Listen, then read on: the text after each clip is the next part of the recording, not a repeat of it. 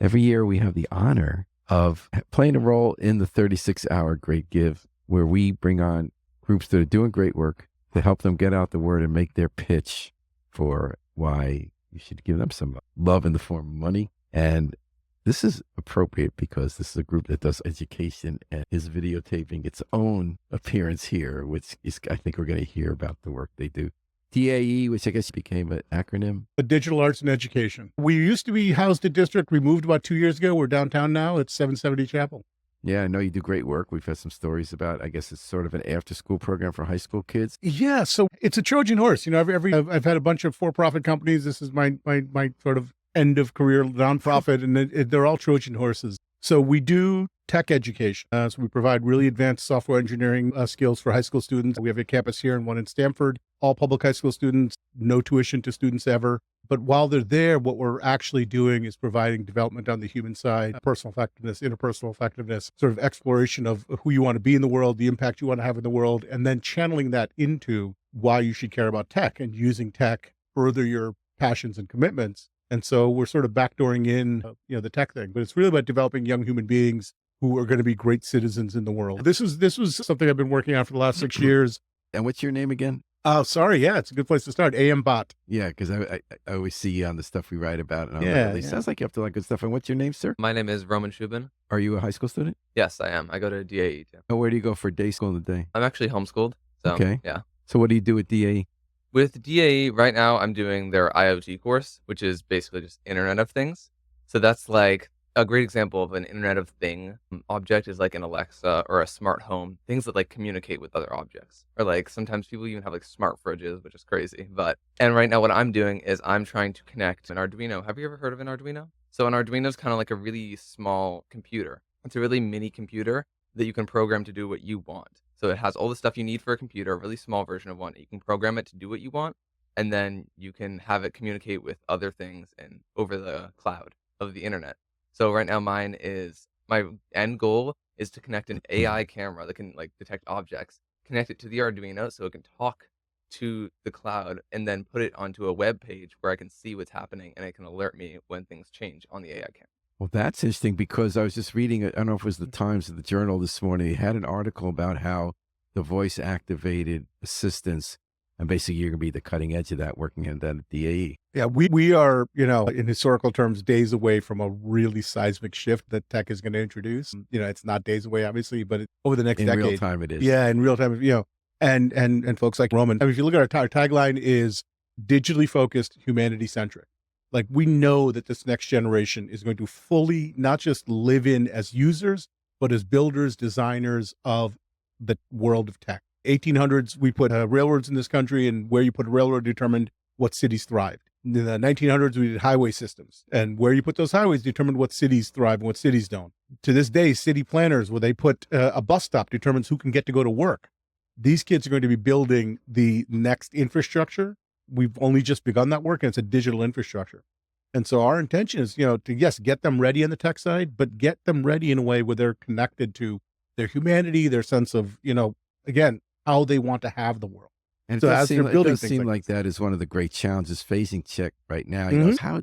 It sounds like you might be tackling one of the biggest challenges of our generation, which is how to wrestle with this genie so that when it's out of the bottle, it doesn't destroy us. Right? So I'm a New Haven kid. I was an immigrant. I was an undocumented immigrant, landed in New Haven at the age of 7, went off and Where built from? India. Yeah. Went off and built some companies. Spent most of my life working in tech and pharmaceuticals. You're here in North America, working as an advisor at Facebook for 7 years, worked for Genentech, worked for, and one of the reasons that brought me back to New Haven, other than the fact that I love New Haven, absolutely the best small city on the planet, was that what I saw out in the world was a lot of great people doing a lot of cool things with a lot of new technologies and nobody asking the kind of questions we're talking about right here. It doesn't seem almost cliche that, in fact, they do start out asking the questions because so many people of your generation, as I understand it, felt they were doing this to do good things and advance humanity. I mean, Google was do no evil, right? And that kind of a little bit by the Bayside. I don't mean to. Yeah, no. So what happens is it's one thing to have an idea, right? Do no evil. It's another thing to learn from the go how to design your life, your work, and then your company and your product that has that as a design principle. Yeah. Right. It's very tough to overlay a value onto something. And then even if you have that value, it seems like it's hard to resist when things go public or when you need the capital to take it a bigger level. So with the, Altman's company, you just need so much money to now build what you've invented that he did the team up with Microsoft. I think it's human nature. I think it's hard to hold on to humanity, even if you're someone like you who keeps it constantly in your head. Yeah. If you have that opportunity, how do you say no? I think another way I might frame what we're trying to do is to get people ready early in their life to do hard things. So give me an example of something you've learned, Roman, about doing hard things. About doing hard things. Probably all of it that I've done. You could not believe how, from where I've started, I always love to look back. I've been doing this for almost 2 years now. From where I've started, I didn't even know anything about I didn't even have the idea of coding. So sometimes it's just getting into the thought process of coding. So you weren't a computer nerd, a tech nerd? I liked technology, but I didn't really know how it worked. So how did you end up here? So really, I have a friend, Shikana, and he said, "Oh, well, why don't you come on over to DAE?" And I was like, "Okay." And I come over one day, and AM talked to me about DAE, and I was like, "Oh, okay, I'll try it out." And I tried it out, and I was like, "This is really cool. It's not just coding, but it's like a whole community of people. And it doesn't just teach you coding; it teaches you how to think. So it teaches you how to design things for people. Like you said, humanity centered. We're really big on we do empathy maps for so we have to make sure that what we're building for, we usually ask who we're building for, why they want it. So it's always not just, well, what does this solve a problem, but it's all about the people, because that's really what things are done for. Everything is designed for a person in mind, and you always have to think of that. So that's one thing. I love that. Yeah. So you're hearing about DAE, which is a great tech and arts education in school in New Haven on Chapel Street. They're also in Stamford. We're asking you to consider this segment going to thegreatgive.org. Don't forget thegreatgive.org. Please look up DAE. Very easy to type that in and throw some change this session. So I was just an AM hearing you about, what did you see at Facebook? Tell me a story about a moment where you saw how hard it was to keep and balance your concerns for humanity with the excitement of discovery and development. Sure. I mean, happy to answer that question. And then also, listen, I was told by Patrick that you were looking for a song or a poem, and Roman's a singer and I brought a poem. So, we're ready for you. We're ready for that since you guys are the last. Listen, I found what I've always found in Pfizer and Merck and Facebook. Yes. Everywhere. I have yet to meet the great evil corporate, tyrant who's like, I can't wait to suppress X. That's not how it works. How it works is that the system is designed, exactly as you said, the system is designed to not even make it hard for you, but to mask the decision. The incentives and the orientations are designed to invite you into the wrong questions and to ignore the meaningful questions. And so even when it occurs for somebody, if they haven't built up a certain immunity and a certain real in their bones commitment to the thing, the system will reinforce you forgetting these questions, right? And so I don't know if I give you a specific anecdote just out of respect for people. Not of other people. Tell about you. Tell me the day that you were on the job. You've been incredibly successful, on this great mission as a capstone to humanize the field. Can you think of a day when you encountered it? Oh my goodness, regularly. I mean, just tell me. Yeah, I mean, so I'll give you one from the nonprofit world here. And again, genuinely, no bad people here. We're a nonprofit. I say no more to funders than I say yes, which you shouldn't do, right? But I don't ask certain funders because I know they're not going to be happy. Yeah, well, so here's the story. Somebody came in and they were an entrepreneur. They're a for-profit entrepreneur in tech space for kids, and they're building. Again, I don't want to get too specific because this isn't about bad guys or bad people. It's orientation, right? And they're building, or they're bringing into the state a business that they have very successful in other states that is about sort of entertainment in tech, and using that as a way to introduce kids to tech. But ultimately, it's a business, right? It's not the robot wars, but it's like things like robot wars, right? And they were introduced through us through a mutual connection, a group that does fund us and that we really respect, because they were just asking to meet the players in the state, and they wanted to partner with us. And part of the conversation was everything they do is paid. I'm like, well, what do you do for kids who can't afford the $300 a day for this entertainment experience, right? Like, well, we give out. I mean, listen, we have a certain percent, 10% of the kids we do give out free passes to. They can, at the end of the week, we go to a movie and pizza, and they can't come to that, but they get to do the whole program for free. That is so short-sighted. Well, see, here's the thing. This is a genuinely not a bad person who's saying this, right? Doesn't realize how that leaves The- out the kid. The incentives are, though, the movie and the pizza are out-of-pocket expense for me, and on my balance sheet, that's no good. The free ride on the thing, I can absorb that into my overhead costs. Like, he doesn't think that way. That's just how the system encourages him to think. And tech, and I'm so a little biased here, although I really embrace tech and I agree it's not bad people, it's about human nature. It revolutionized philanthropy in a way that they always thought they could hack philanthropy in the way they hack a diner app. And they always were asking for charitable work to pay and follow a business model. Do you share my skepticism of that? Listen, I share skepticism in general. I have no cynicism in me, and I have deep skepticism about almost all things. I think, again, if I had to distill down, one of the core things we hopefully do with kids is just to question why. Why does it have to be this way? Explain it to me, right?